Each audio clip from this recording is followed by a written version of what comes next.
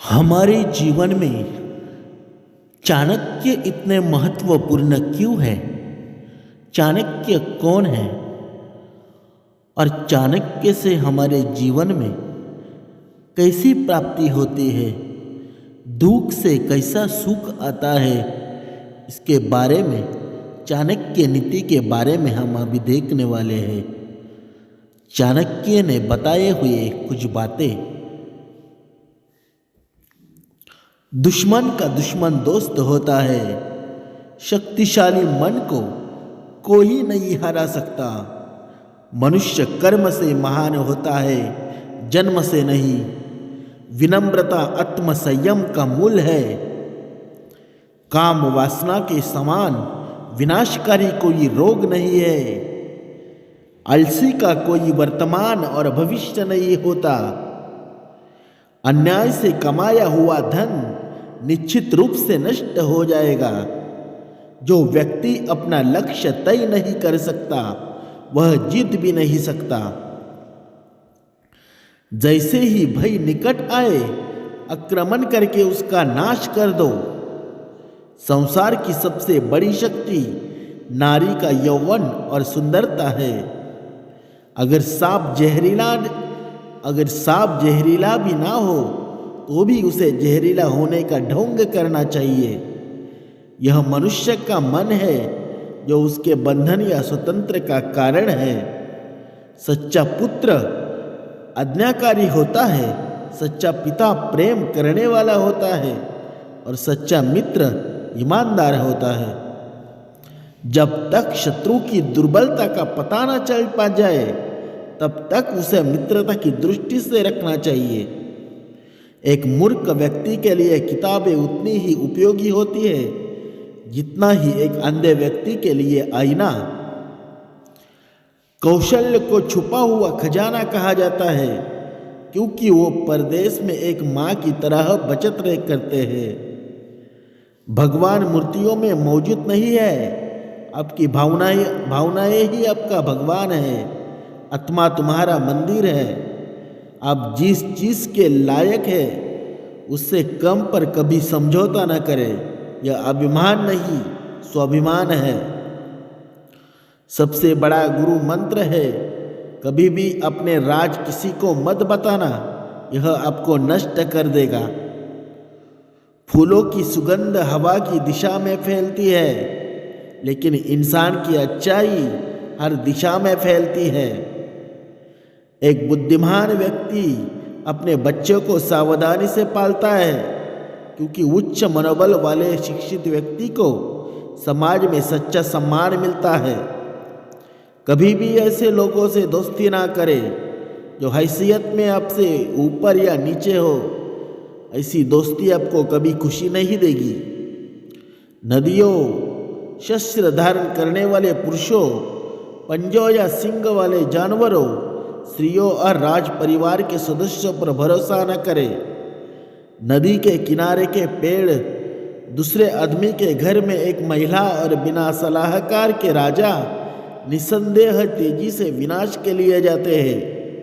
जिस व्यक्ति का आचरण दुराचारी हो, जिसकी दृष्टि अशुद्ध हो और जो कुटिलता के लिए प्रसिद्ध हो, उससे जो मित्रता करता है वह शीघ्र ही नष्ट हो जाता है। जो कुछ भी करने के बारे में आपने सोचा है उसे कभी भी प्रकट ना करे, लेकिन बुद्धिमान परिषद द्वारा इसे गुप्त रखे और इसे क्रियान्वित करने के लिए दृढ़ संकल्पित करे।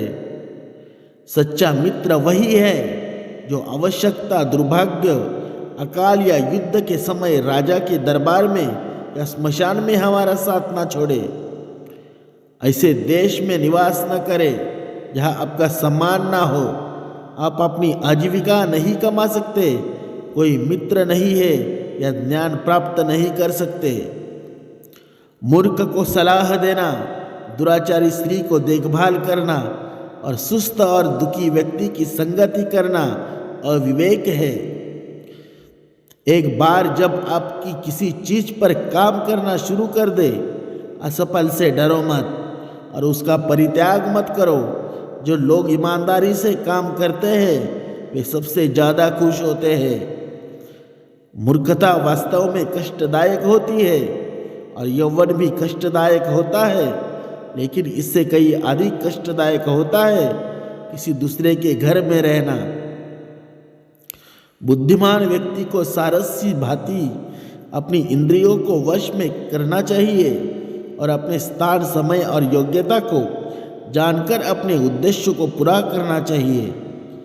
पैसा आता है और चला ही जाता है, इसलिए युवा है, जीवन जाता है और आत्मा जाती है।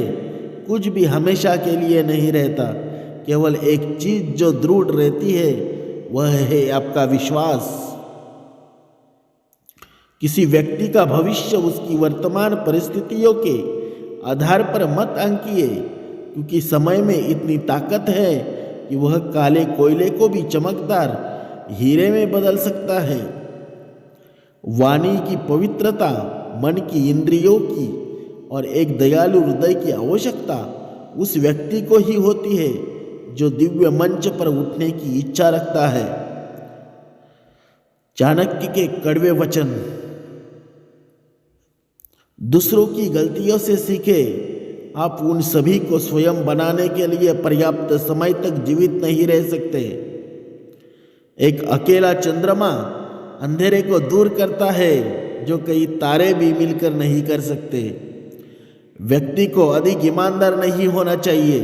सीधे पेड़ पहले कट जाते हैं और ईमानदार लोगों पर पहले शिकंजा कसा जाता है। यदि पैर में मणि और सिर पर दर्पण रखा जाए तो भी मणि अपना मूल्य नहीं खोती जाती।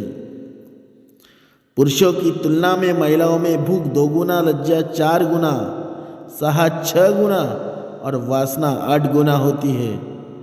संचित धन खर्च करने से बचना है, जैसे कि आने वाला ताजा पानी रुके हुए पानी को बाहर निकालने से बचता है।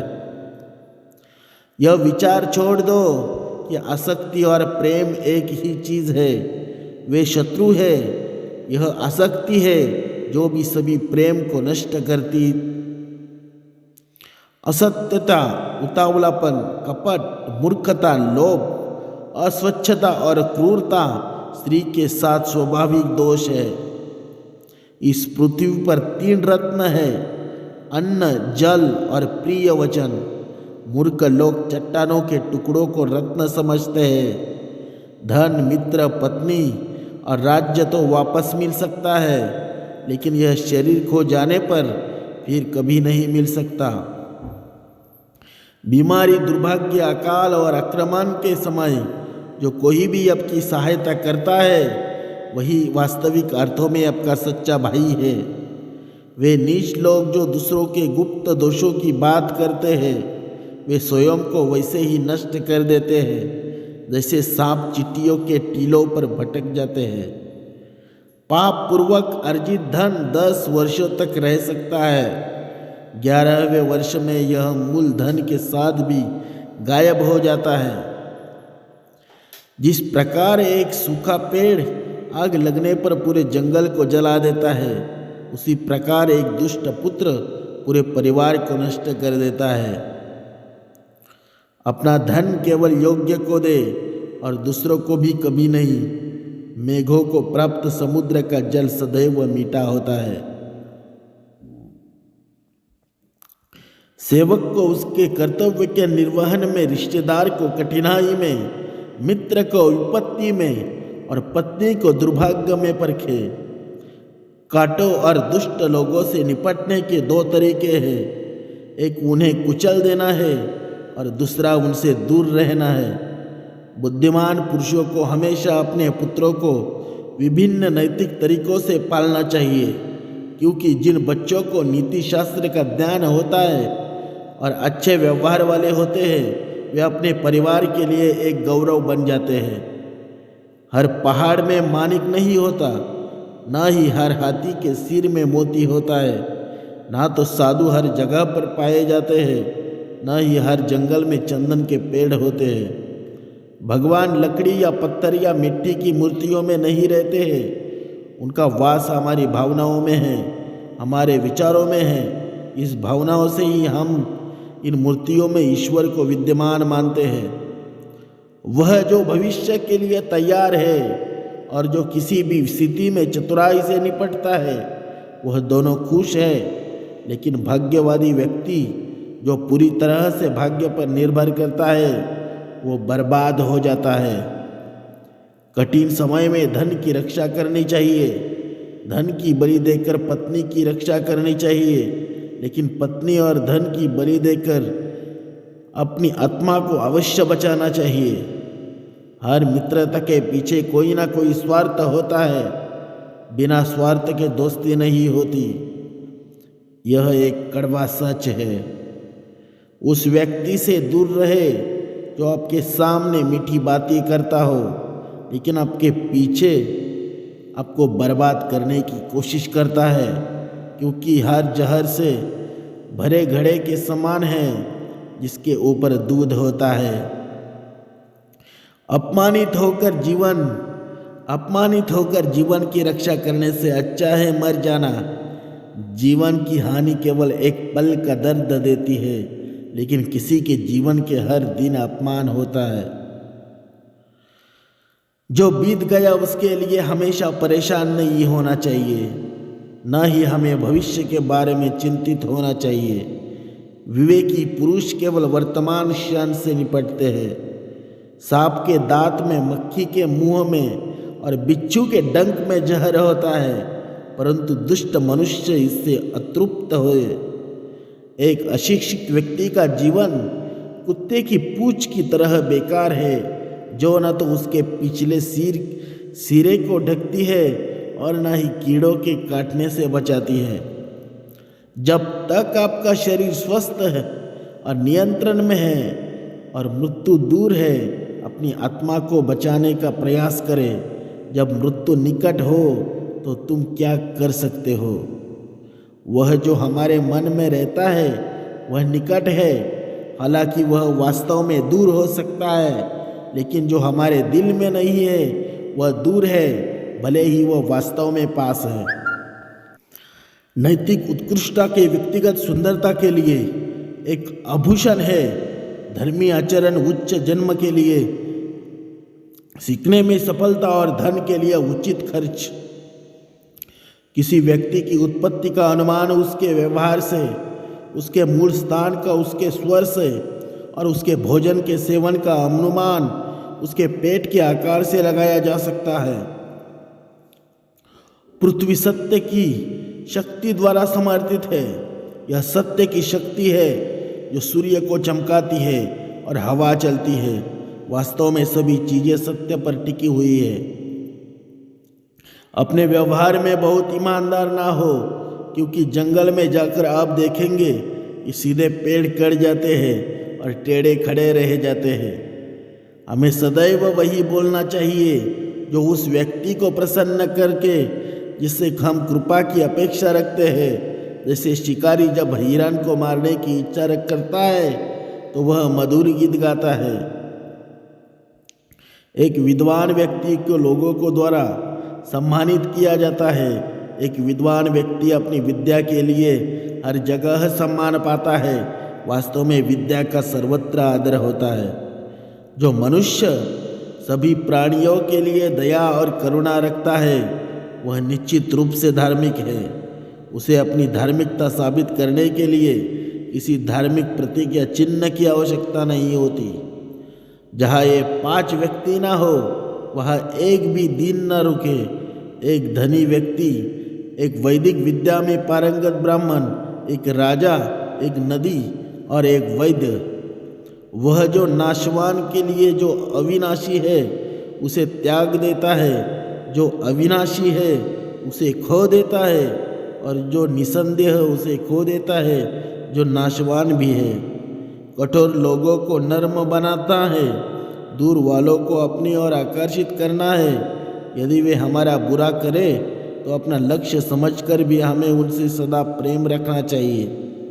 ज्ञान पवित्र कामधेनु के समान है और उस वृक्ष के समान है जो हर मौसम में फल देता है। अज्ञात क्षेत्रों में यह सुरक्षा प्रदान करता है और आपको पुरस्कार प्रदान करता है।